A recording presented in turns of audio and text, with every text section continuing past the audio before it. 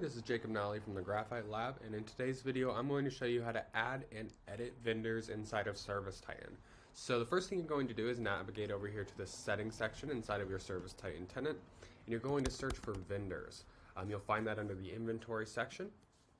Once you've clicked it, you'll see all of your vendors here, but what you're going to do to add a vendor, all you have to do is click this add vendor section.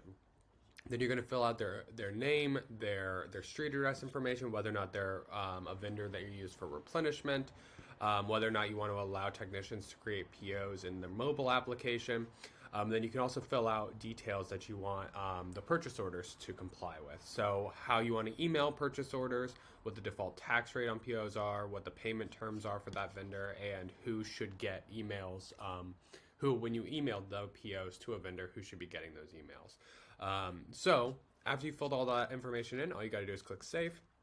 But how do you edit an existing vendor? So all you have to do is actually come in here and click the vendor you want to edit.